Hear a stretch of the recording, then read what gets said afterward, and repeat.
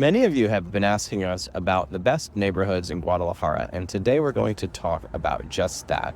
We've handpicked our top 5 favorite neighborhoods here in Guadalajara, and we're going to talk a little bit about the pros and cons of each. Welcome to Entrepreneur Expat. I'm Amanda. I'm Justin. This is Justin. And on this channel, we talk about all things entrepreneurship, but as expats living in other countries. We currently live in Mexico, and on this channel, we answer a lot of your questions about living in other countries, traveling full-time, running online businesses, all that fun stuff. So if that's something that you're interested in, make sure to subscribe and hit the notification bell so you don't miss a single video that we have coming out on this channel. And if you are interested in moving to Mexico as one of your first locations on your entrepreneur expat journey, which a lot of people pick it as their first location on their entrepreneur expat journey, then make sure to download our Moving to Mexico guide below. It'll give you a lot of the basics and things that you're going to need to get started in order to make your move overseas. So let's dive right into it. One of the top neighborhoods that a lot of expats live in and that we've visited many times is called Providencia. Providencia is known as one of the more kind of ritzy upper class neighborhoods. There's a lot of very, very good cafes, restaurants, bars, shopping. It's a lot of tree-lined streets, and they even have like a vertical park, which is really cool. It's got a lot of trees and a running path and everything like that. Beautiful neighborhood, a ton of green space, lots of expats live there.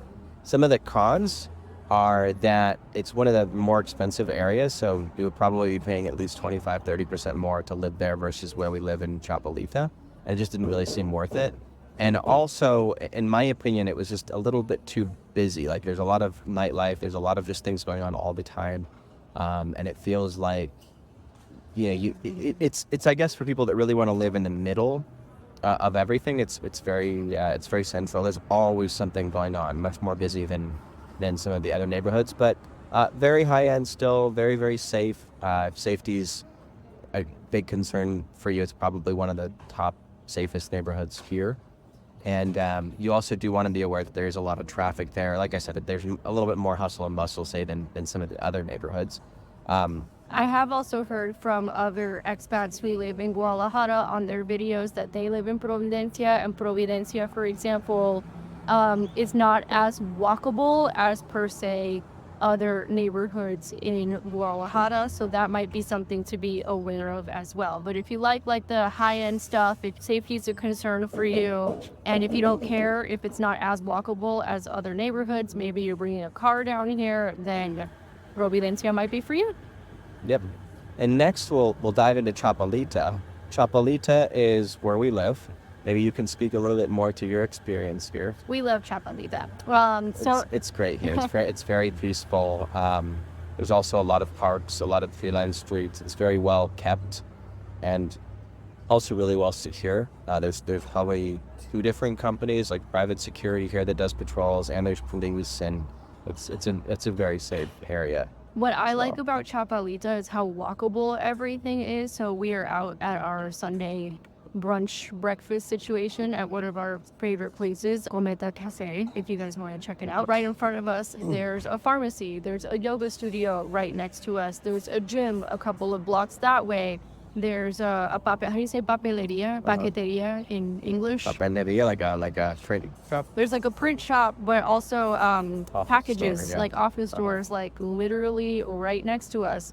Over on that side, we can walk to doctors, dentists, nail appointments, grocery stores. We can literally walk to everything that we need, which is one of the reasons why we like Chapalita. Some of the cons that we've heard are that it could be a little bit noisy depending on where you are.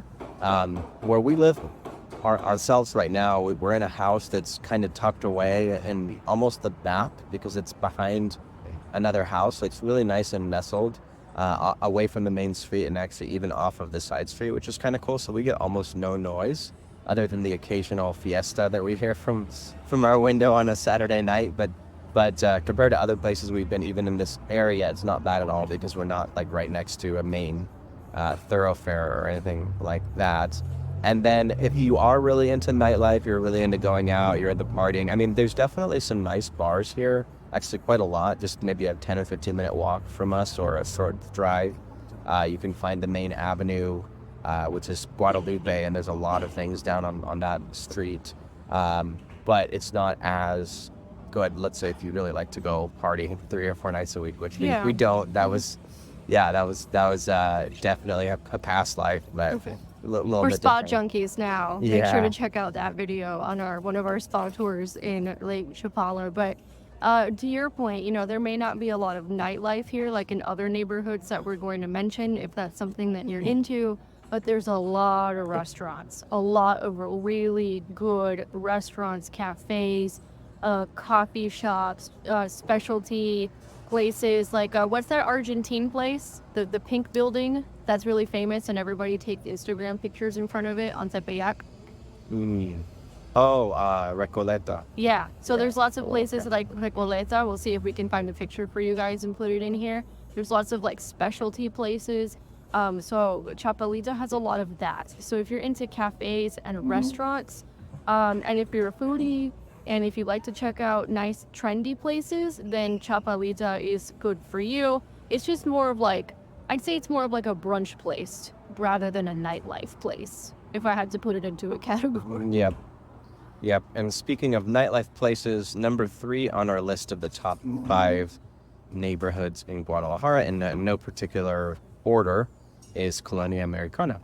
Colonia Americana, that I originally thought was named Colonia Americana because all the American expats live there, but apparently it has No. absolutely nothing to do with that whatsoever. It just happens to be called Colonia Americana, and a lot of American expats happen to live in Colonia Americana. So, if you guys have ever been to Miami, and you know, like the Brickell area in Miami, Colonia Americana reminded me of the Brickell area in Miami, particularly the Chapultepec area of that neighborhood reminded me a lot of that neighborhood in Miami. So lots of nightlife, lots of trendy bars, high-rise buildings, apartments, co-working spaces. Actually, it's probably where you're going to find most of the co-working spaces. Yeah, Now that I there's think a about lot of it. expats there. Yeah, there's which a lot is a of, pro or con, I guess, Yeah. depending on how you look at it. yeah, there's also co-living spaces there if you're looking into co-living spaces. If you're more of like the digital nomad where you're just like passing through for a while, then Colonia Americana might be more of a place for you. But if you're more like us, that you just like to stay somewhere for a while and you're working toward a second citizenship, or that's more your vibe, then maybe Colonia Americana not so much for you, right? That might be a way of categorizing it. But it's great if you do like to go out, you like to be seen, you like to socialize. In terms of the nightlife and in terms of the bars and clubs and things like that that they do have in Americana, it's, I wouldn't say necessarily on the lower end. It's just pretty average. I mean, there's a lot to do, and I think many Americans are just fascinated by how many late night spots there are there, and restaurants and everything, just kind of all on one street mainly. They just opened a bar there that looks like a church. Yeah, We just it's walked by funny. it the other day. They opened a bar that looks like a church, and it's like one of the paintings is like Bad Bunny dressed like the Pope, and I'm like, this is next level. Yeah. So it's where you go to get ratchet. Friday or Saturday, basically. But there's definitely higher end places. If you like to go to really nice clubs, you like to get bottle service, and you like a very, very, very exclusive vibe, it's probably not it. It's more of the popular. I mean, popular in Spanish, not quite popular in Spanish, but you know what I mean. Like more of the. Yeah. I mean, the kind of, what would you said like Brickell, but Brickell is more high end probably than Americana. Okay, fair. Yeah, Brickell might be. Well, it depends what part of Brickell Brickell you're might be in. more like Andares. Maybe. Yeah, okay, maybe Brickell's a little bit more like Andares, but that Chapultepec area reminded me of like the newer part of Brickell with like the bars of the young people and all that kind of stuff. That's what it reminded me of. But you're Yep. right, there's a part of Brickell that's a lot more like high-end and bougie, and that might be more like Andares. Yeah, which is actually not on our list, but we'll add it as a special mention as well. Now that we're talking about nightlife, another neighborhood, and I haven't heard of as many expats living there. This is more just like really, really. I would say it's more common for like wealthy locals to live in Honduras typically. Honduras is like very upscale, very high end. our buddy Nomad Capitalist talks a lot about what is it? Distance to DTLV, distance to Louis Vuitton. Yeah. I'm pretty sure there's a Louis Vuitton in Honduras. It's that kind of vibe, like very, very chic, very upscale. It's definitely safe as well, although that is where all of the occasional shootouts and things do occur between rival factions of certain groups. So they're typically they're typically happening in Honduras because that's where the very, very not just elite but also Yeah, and speaking of classes. safety, so to go back to Americana for 1 second, because we do need to mention this in terms of safety, there's 2 things I forgot to mention. So number 1, you can find some really good food spots. In Americana, we went to an Argentine empanada place the other day that was freaking amazing, just off of Chapultepec. And then they also have that thing on Saturday nights where it's like a bazaar with all the artisans and there's food and it's all kinds of stuff and it's super fun on the Saturday night. But in terms of safety, in Americana, there is more petty crime. Yeah, in like if you have Americana. your phone out on the sidewalk, people can come by and snatch it on a motorcycle or something. You have to just be more alert, I guess. Here in our neighborhood in Chapalita, we don't really have to worry about those kinds of things, but there aren't as many expats here, which, like I said, can be a pro or a con.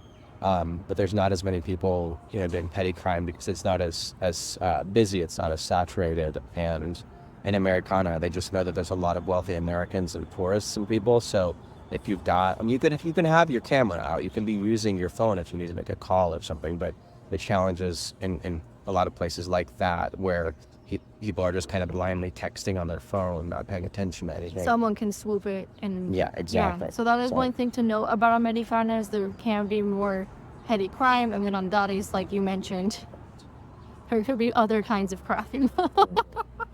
Okay, so next on the list is El Centro, also known as the historic center of Guadalajara. So you may have seen it in some of our other videos, or if you've watched other videos about Guadalajara, that's where you see the very famous cathedral in the middle of the city, and you see the very famous plazas, which are actually 4 plazas, I recently learned, and it also makes a really big cross. So it's actually one of the biggest crosses in the world. If you looked at the plazas in El Centro and how they all put together, and then the cathedral is the middle of it. So that's where you see the famous cathedral. That's where you see the famous theater that now I can't remember what it's called. The theater. Is that what it's called? Teatro de Godallos. Is that what it is? You see a lot more colonial buildings down there. That's where you'll also find all the jewelry district is down there. If you need to go find some jewelry or get some jewelry fixed, that's your place to go. They actually have really good prices, FYI. And they're really helpful. You can find just about anything, and they can fix a lot of stuff too. In case you have anything that needs to go get fixed, you go do that in El Centro.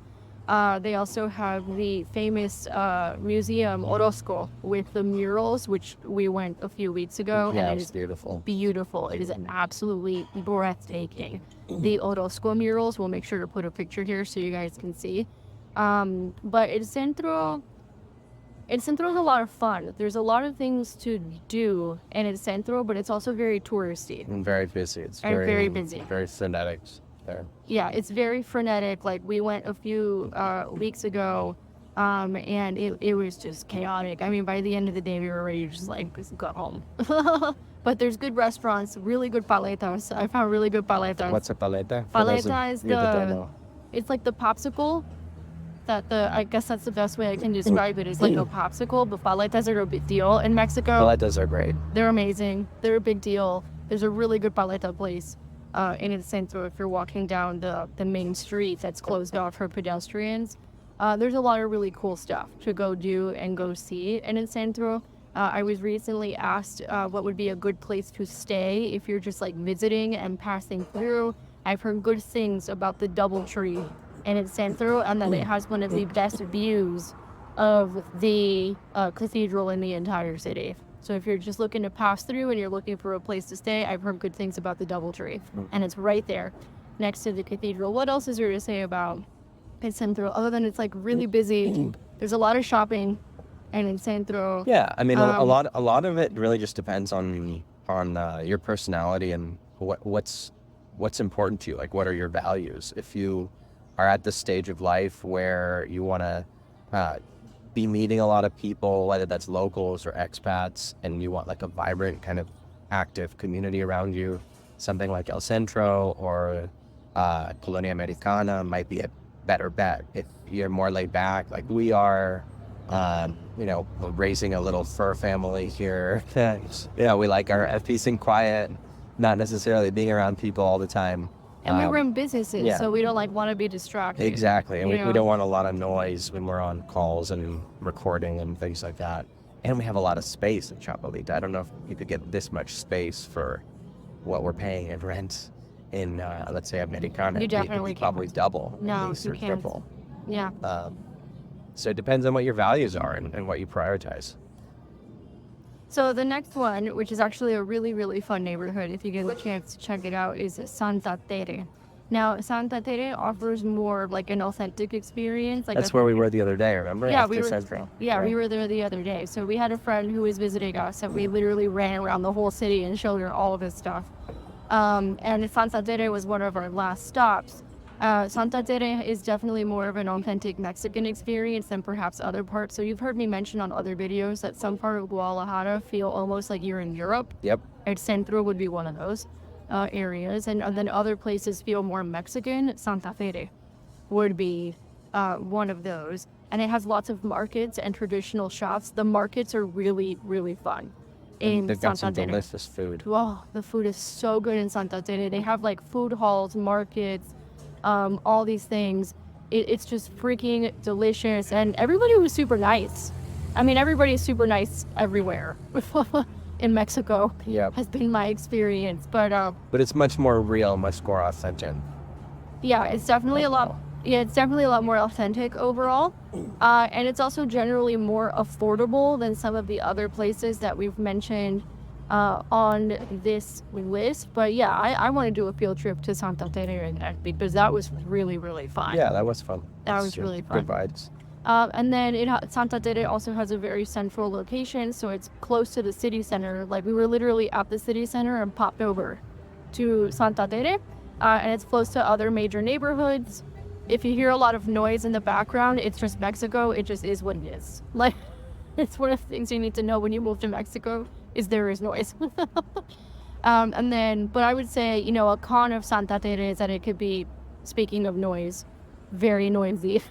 Noisy, crowded.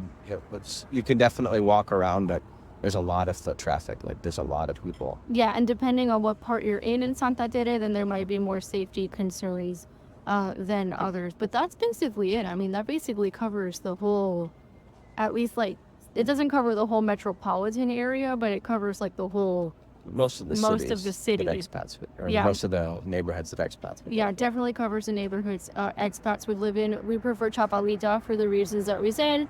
But it's like you said, it depends what stage of life you're in, what you're doing. Are you staying here for a while? Are you just passing through? Do you like nightlife? Do you not like nightlife? All totally depends on you, but those are your options. So if you guys have any other questions like that or anything we mentioned in this video or any things that you would like us to answer on video, then make sure to leave them in the comments below. We do our best to try and answer as many of them as we can, as quickly as we can. And also, if you like this video, go ahead and give it a thumbs up. Share it with a friend who may be considering starting their own entrepreneur expat journey. And subscribe and hit the notification bell so you don't miss a single video. And we'll catch you guys on the next one.